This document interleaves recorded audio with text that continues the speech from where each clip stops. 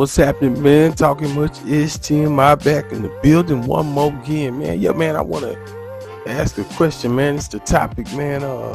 Did Tupac cause his own death, man? Yeah, man, this is a good one right here, man, because I wind up getting into a little verbal spat with a cat, man. He had an issue with something I said about Tupac, so I said, oh man, hell, I'm gonna do a video about this shit, you know what I'm saying? So hey, you want it? Here you go. Did Tupac cause his own death? Well, let's backtrack a little bit, man. So let's just jump right off into that whole MGM situation, man. So, as Pac walked up in there, he was in there with Death Row, Suge Knight, Buntry and all them Death Row. They seen Baby Lane up there. So, what was it? Boy said somebody who it was. Pac runs off, steals off on him.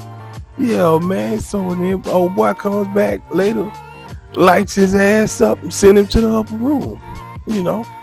So in a nutshell, yeah, he caused his own death. But let's go even further, man. Tupac was a rebellious spirit from the jump, man. You know what I'm saying? He was a known troublemaker. As talented and gifted as he was just as troubled. You know what I'm saying? And a lot of people want to gloss over that. They just want to talk about how, the FBI targeted him, the police in New York targeted him, the hip hop police, they targeted him.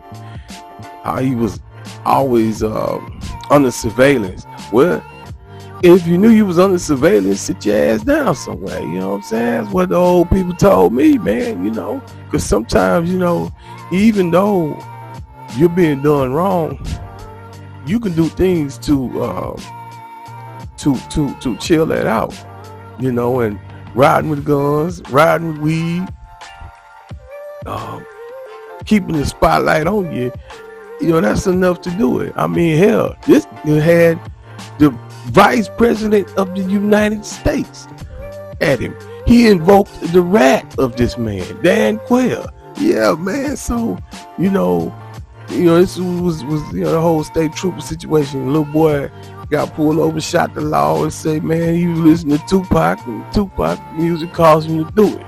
It was a ass cop out, but it was a cop out, but it was enough to hold a light up on rap music, and it really put Tupac at the center of it. You know what I'm saying? So, as far as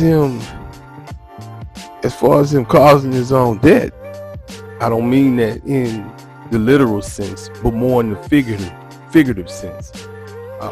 Tupac obviously lived by the sword, and he died by the sword, and Matthew 26:52 says, put your sword back in its place, for all who draw the sword will die by the sword.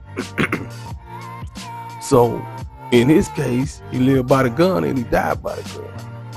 You know what I'm saying? So some people, they take issue with that because they hold these people up in these high places, put them in this high esteem where they can't be touched. Look at when Stephen A. Smith said something about Rihanna.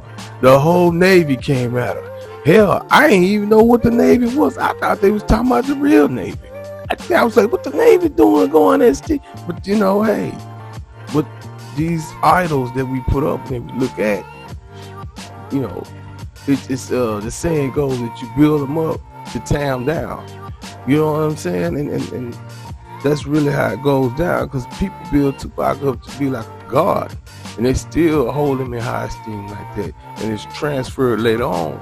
Now with the younger generation, the younger rappers, as time has went on. But Tupac, I really believe that he would be here now. Now stories has come out later on, 20 some years after his death, that when he was laying up in that hospital, it was said that he had got his finger shot off. We know he had the lung. They was about to remove the lung, so he was going to have trouble breathing and operating and whatever. But also he was gonna have to learn how to walk again. That's what one of his ex-girlfriends said. I mean, so all this, you know, to for the you suffer like this for all these trinkets and all this fame and success, man. And in the end, it just cost him his life. So he probably was better off knowing, I didn't know him personally, but just kind of knowing him through reading magazines and television, because that was our social media back then. But knowing him how he kind of presented himself, he wouldn't want to live like that. You know, Pac was a warrior. You know, I give him that much. He was a warrior.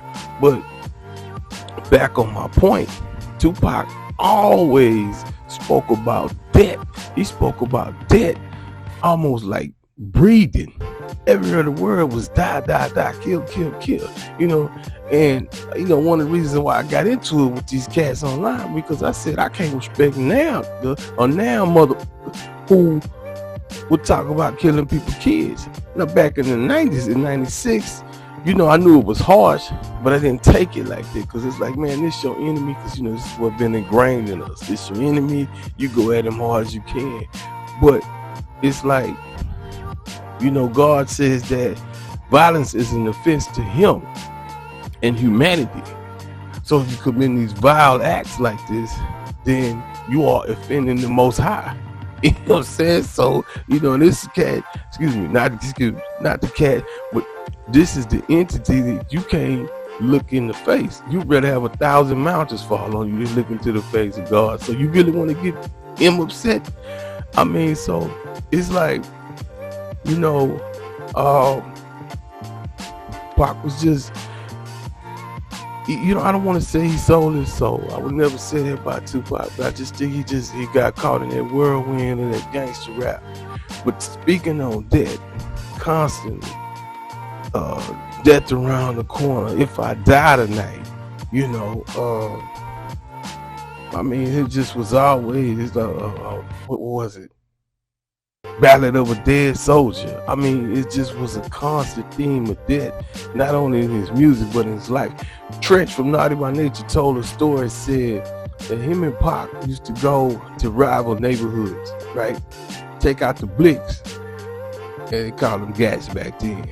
They would take them out and start shooting, just to see who was gonna shoot back.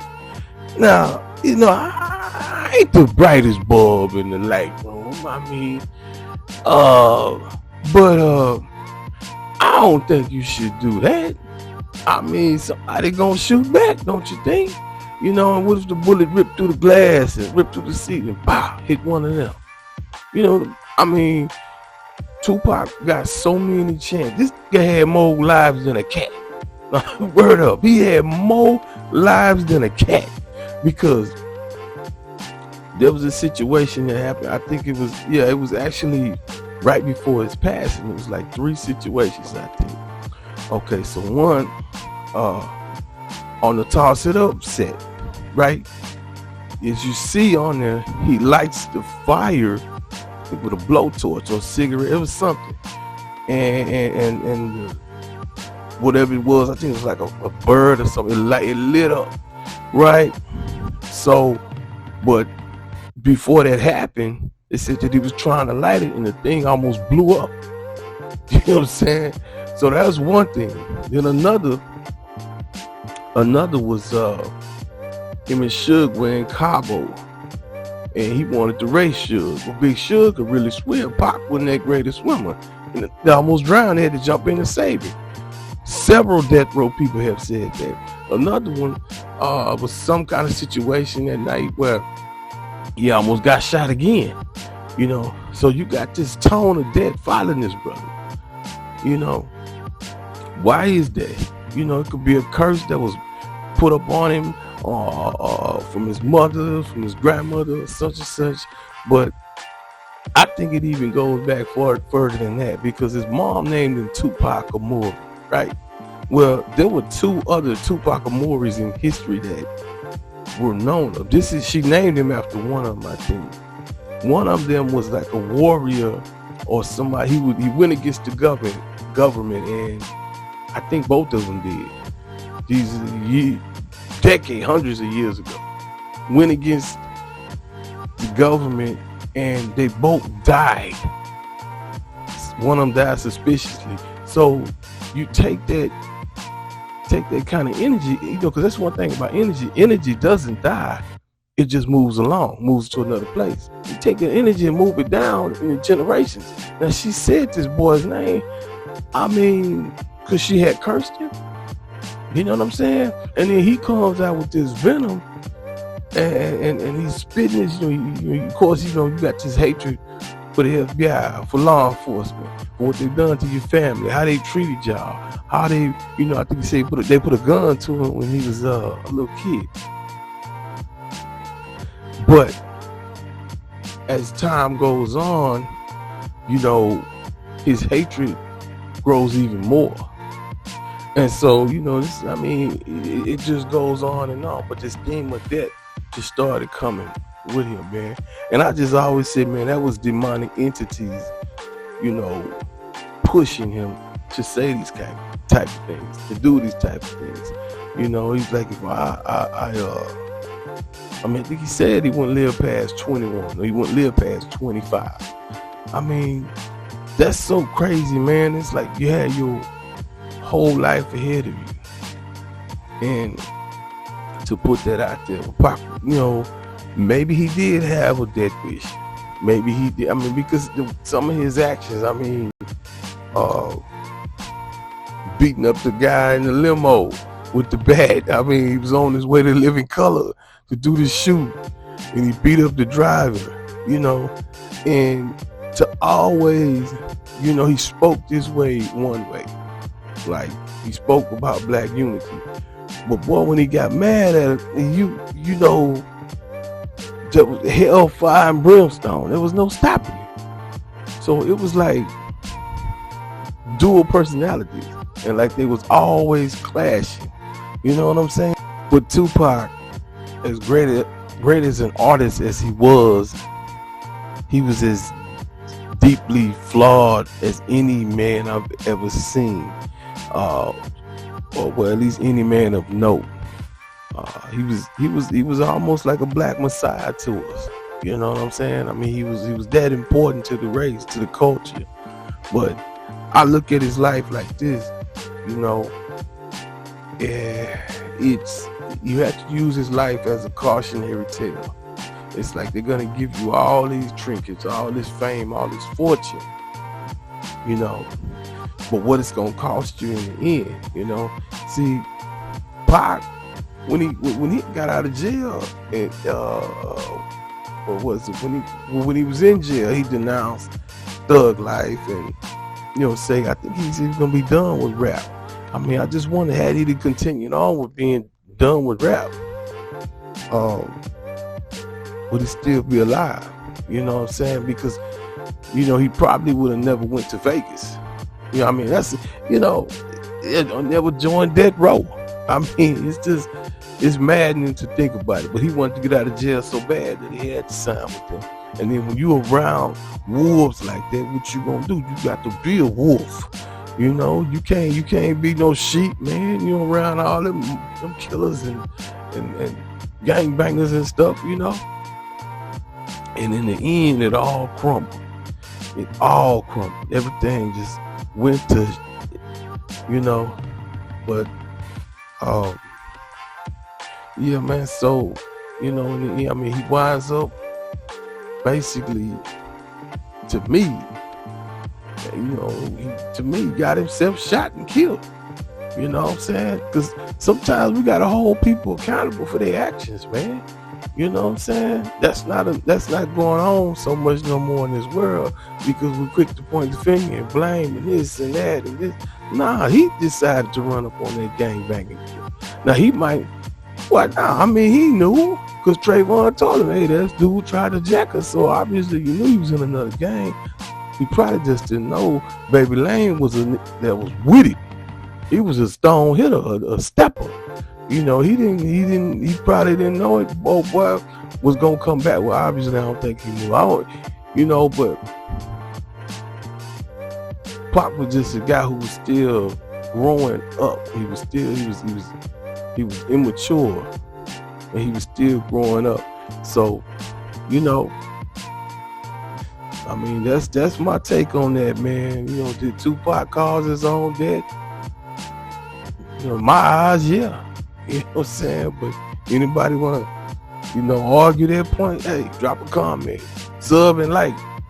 You know what I'm saying?